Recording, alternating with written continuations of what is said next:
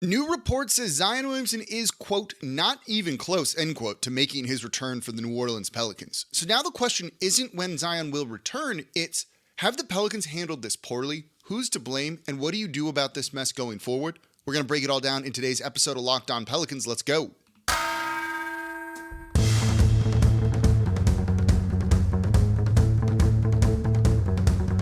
You are Locked On Pelicans, your daily New Orleans Pelicans podcast, part of the Locked On Podcast Network, your team every day.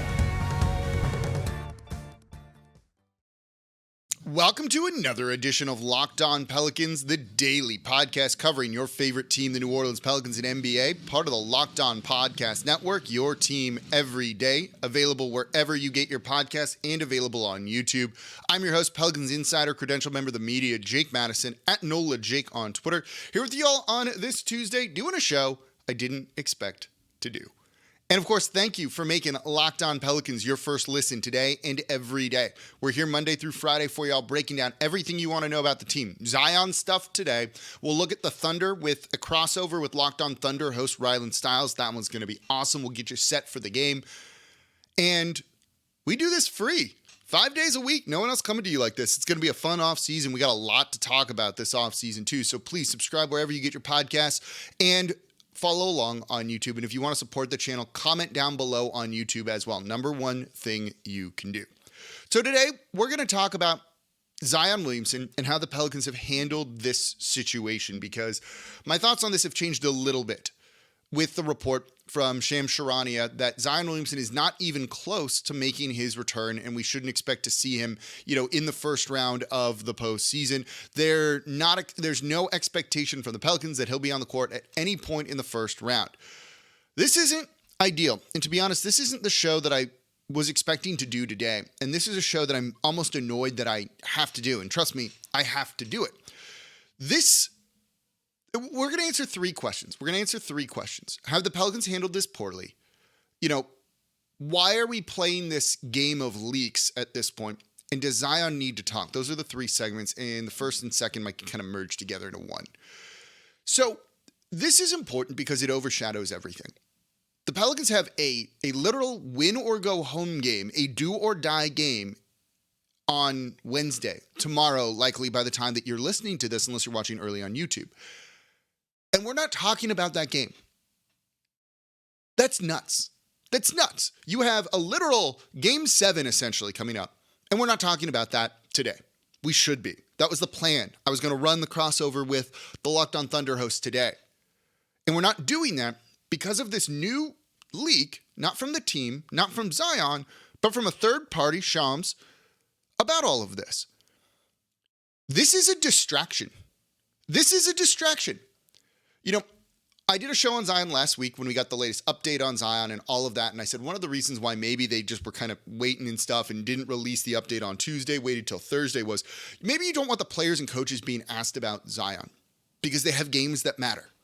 And when that was released on Thursday, Friday, after the Pelicans beat the Knicks, the question, in the pregame stuff to Willie Green was about Zion, basically the entirety of the press conference. And then all of the players were asked about Zion in the locker room or at the podium after the game. Not about how you guys did, other things. The main questions were about Zion Williamson not playing. If you're these players, and I spoke to one today about this, do you think this is fun? When you're about to go to battle for your season and your season's at stake, and they all love Zion Williamson, don't get me wrong, but do you think they're not focused on the opponent? And they want to be focused on that, and they want to talk about their play and how they can help the team win or do things like that. If someone goes and scores 50 points for this team, and the first or second question is about Zion Williamson, how does it make the player feel? It's not great, right? It just overshadows everything. It's a distraction.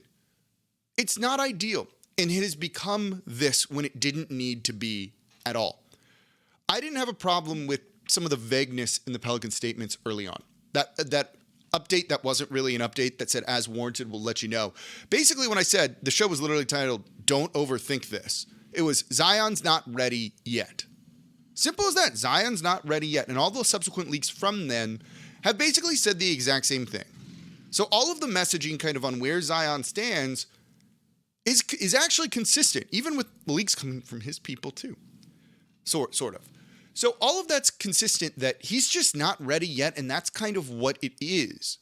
But because there was so much of a fan uproar over that update that wasn't an update, that David Griffin needed to come out and speak about this, prior to shoot around on Friday and speak even a little bit more about everything and kind of try and explain all of it. Notice he didn't do that on camera. They didn't roll the cameras during all of that, which seems a little interesting to me. And basically said, Zion's not there. We have metrics we want him to meet. There's stages he's got to go through, and he's not at that point. Now, David Griffin was also kind of talking about out of both sides of his mouth with this. And this is where things get murky, and this is where it became a problem by needing to clarify this. Again, I've always said the Pelicans, they owe you as a fan a lot. I don't think they owe you pure transparency when it comes to injuries. Zion will play when he's going to play. The last thing you want to be doing is kind of creating this expectation that, oh my God, maybe he'll be playing on Friday or he'll be playing in the play-in tournament. No one really said anything about that. When everyone's like, he should be playing, or I thought he was going to be playing, and I'm just like, where did that come from? Because that's not what I was saying here. I said, based on what I had heard was no play-in tournament and maybe in the playoffs. And now it seems like that's a little bit further away based on some things. But no one had really ever said anything like that. And a lot of fans kind of built it up in their minds, and it's a little bit of hive mind too, where if one person says it and so others start saying it, and kind of builds and builds and builds. And you create this expectation that it's just not a thing, to be perfectly honest. And it forced the team to clarify because there was immediate backlash to it, and that's why David Griffin came out and spoke, and some other things leaked from all of that. So when Griffin came out and spoke and said, he's not meeting some of the benchmarks, he's not there, and then also said, Zion doesn't feel right either. He's telling us he's not ready to kind of take the next step going forward. These are two separate things, and this is where it gets murky, and this is where it becomes a problem. Let's get into that. We'll merge this with the next segment because they kind of ties together with the leaks too. Why all of a sudden did this become a problem when I don't think it needed to be? Let's get into that coming up here next in today's episode of Locked On Pelicans. Before we do that though, today's episode of Locked On Pelicans is brought to you by Gametime. If you want to go to the play-in tournament game tomorrow, there's still time to get tickets. You don't want to be stressed trying to do this, finding a right deal at the last minute. The prices are going to be high because people are excited about this. But the Gametime app makes it super easy, and they have flash deals and last-minute tickets, and easy to find and buy on basically any kind of event you want, concerts, play-in tournament games, and Gametime is the place for last-minute ticket deals. If you decide tomorrow, Wednesday, that you want to go to the game last minute, you can do it. You don't need to plan months in advance. Gametime has deals on tickets right up to the day of the event, and you can get exclusive flash deals on tickets for basketball, football, concerts, whatever it is. And the Gametime guarantee means you'll always get the best price. If you find tickets in the same section and row for less, Gametime will credit you 110% of the difference. So snag tickets without the stress with Gametime. Download the Gametime app, create an account, and use code LOCKEDONNBA for $20 off your first purchase. Terms apply. Again, create an account and redeem code LOCKEDONNBA for $20 off. Download Gametime today. Last minute tickets, lowest price guaranteed. And thank you for making Locked On Pelicans your first listen today and every day. We're here Monday through Friday for y'all, breaking down the topics you want to know, diving into the Zion Williamson thing here, giving you my opinion. No one else comes to you like this completely free 5 days a week. We'll be doing it in the off season too. We'll drop to 3 days a week in like August, maybe September. We're going to carry you through the draft, through free agency as well. So you at least got me through like middle of July, 5 days a week still. And hopefully a longer playoff run for the Pelicans. And today we're talking about the Zion Williamson situation. And I'm so annoyed by this. You can probably hear it a little bit in my voice. I want to talk about the game. I want to talk about the do or die Game 7 game where the stakes are as big as they get. And we're not doing that because the Pelicans have messed this up. Zion has also messed this up, and we'll get into him a little bit more in the next segment. This didn't need to be a thing. Team owes you. They don't owe you full transparency on injuries. Zion, they basically said, is not ready yet. It's as simple as that. I also think there's reasons to not put out a lot of this stuff. And that's now what we're getting into. It creates confusion amongst fans, and now it does look like the team is lying. That's a big deal. You should not be outright lied to by the team. The team simply saying Zion's not ready yet is fine. of a sudden now it goes from Zion's not meeting the benchmarks to Zion actually is also telling us he's not ready yet. And you know that's not true. Because immediately after that, it was kind of leaked to Shams, who's been leaking all of this from both sides, saying that, it's the Pelicans that are holding him back. They don't view him as ready. And it's not that Zion isn't doing the rehab, the conditioning, all of that. It's just the Pelicans don't think he's ready yet. And they want to kind of shift the blame onto the team for why Zion's not playing. And it's worked. I've seen a lot of people say on Twitter, hey, if the hamstring is healed, he should be playing. Simple as that. Maybe, maybe not. That's a debate for actually in the offseason and not one we're going to get into today. But if you want to let me know if you think he should play, regardless if he's conditioned well for it, let me know in the comments down below. I'm curious your take. So all of a sudden you start hearing this thing over here, and it's kind of mutually exclusive from this other thing too. And then we get the latest one that is Zion Williamson is not even close to making his return for the Pelicans. So now it doesn't look like he's going to play in the postseason, let's say. And it's kind of ruling him out for the year even if they're ruling him out for the year indirectly with this. And this leak seems like it's coming from the Pelicans to be like, no, it's really bad. This is kind of on him and not on us. Now we're playing the game of leaks, which is what happened this past offseason when I can tell you for a fact, as we knew last year, there was a lot of friction between Zion, his people, and the organization to the point where people inside the Pelicans thought he had played his last game with the team. Ended up signing the extension. Everything's good now. And now we're getting into the same damn problem again.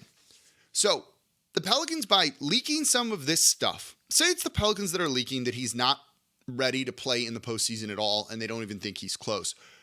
That you need to say on Friday when David Griffin gave that little mini presser, because now it seems like you were hiding something from the fans. If you're going to do this, you need to put it all out there, and you can't do it with parts that make you look good in the moment.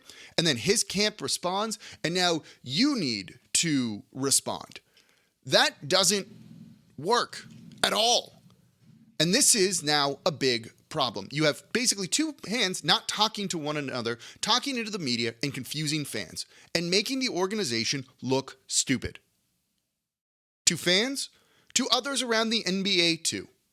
Because you don't need to be negotiating playing time with your own player in the media. This would have been better if the Pelicans had just stood by their original update, but not an update of, he's basically not ready yet and we'll let you know. But the fan uproar caused them to kind of go into damage control mode, which has now spiraled things out of control. And we're not talking about the game. This is dumb. This is dumb. The Pelicans and Zion need to get on the same page with what's going on here and kind of need to be unified in this and clear the air.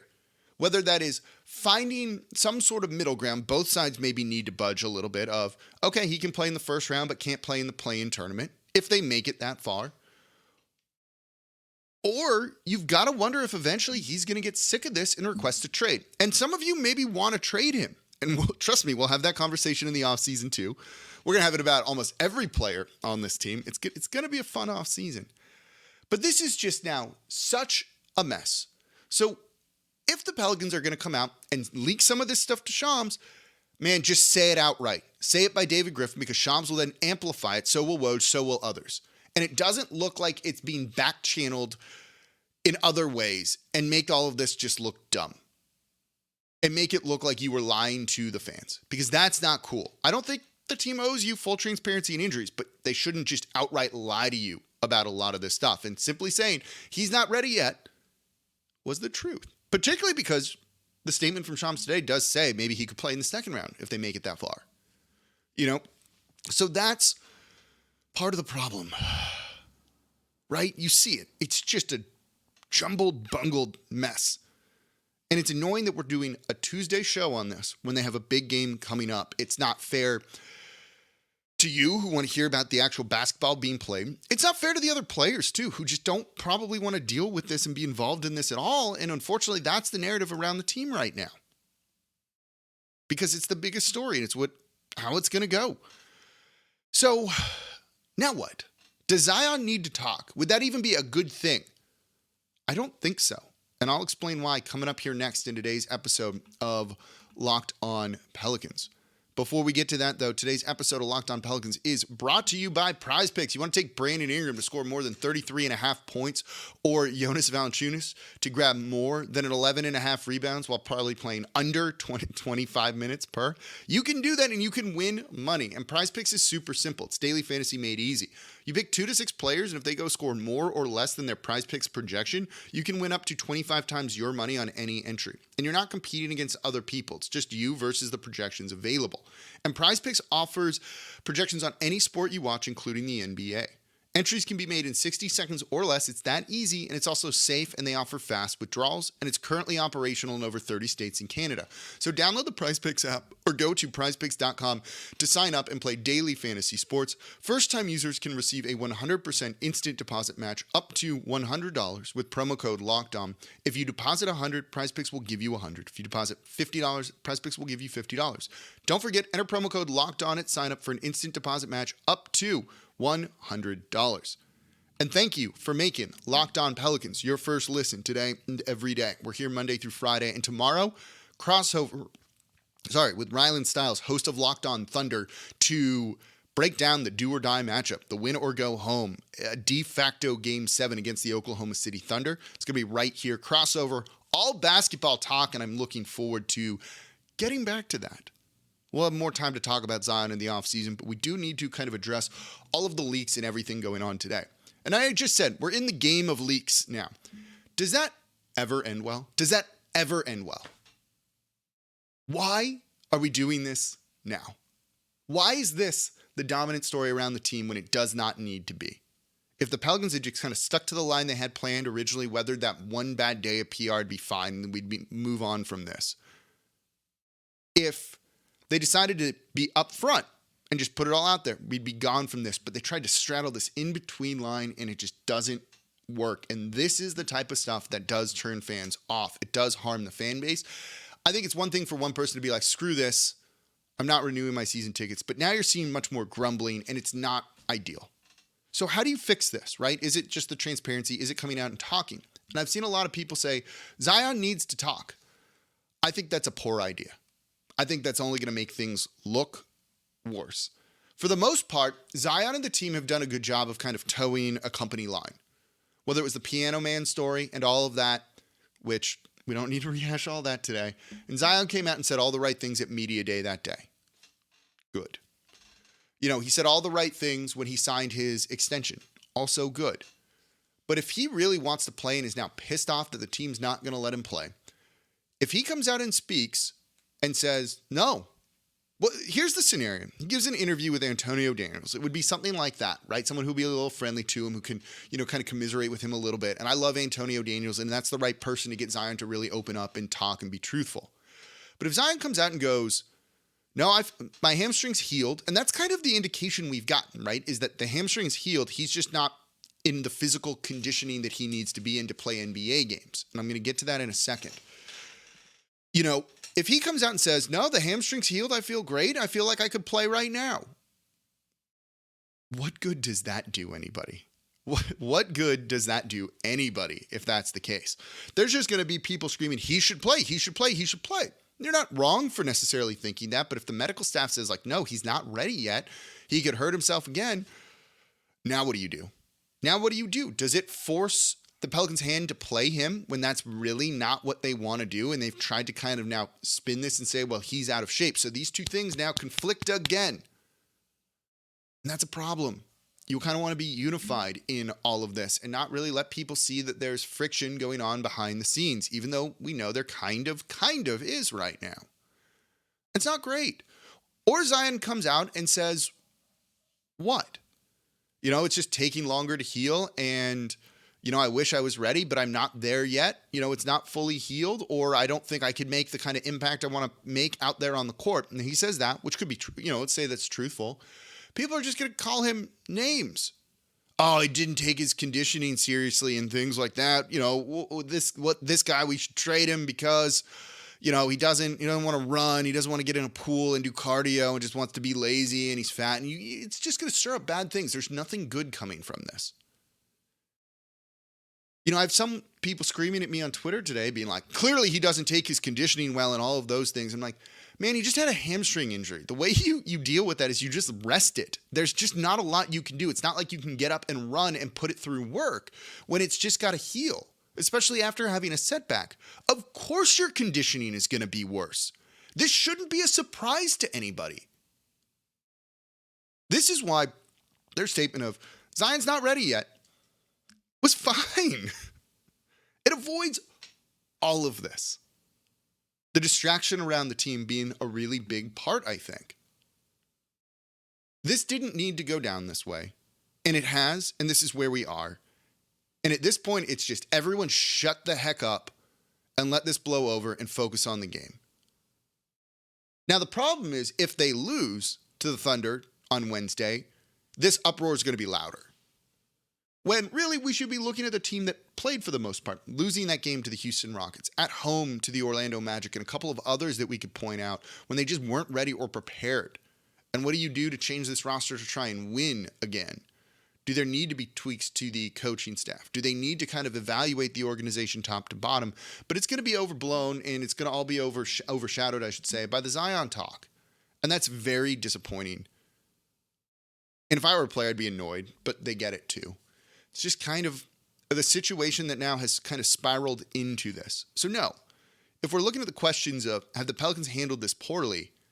Yeah, I didn't have a problem with what they did in the beginning, and I think they should have stuck with that. Or go the opposite end and just put it all out there. But this little leak stuff, which is going to upset Zion, which is going to make him leak stuff, which is going to put more pressure on the organization. And now none of this is good, and it's all transparent. We can kind of really see what's going on. They should have, in my opinion, stuck with their line. I thought it was fine. But now here we are. The fans are more upset than they were the other day. None of this is great in a season that is largely disappointing. And we'll talk about kind of was the season a success or not when the season ends. And I gave some thoughts on that on ESPN Radio on Monday with Gus Kattengill. The answer is yes and no. And here we are. Y'all okay? I'm calming down. I'm a little annoyed having to do this show. And now I'm going to go record with Rylan Stiles of Locked on Thunder to have this ready for y'all tomorrow, where we talk actual basketball, scouting report, key matchups to watch, all of that. No one else is going to be able to come to you like that for this do or die matchup for the Pelicans. So make sure you tune in to Locked on Pelicans tomorrow. As always, I'm your host, Jake Madison, at NOLA Jake on Twitter. And I'll see y'all tomorrow with Rylan.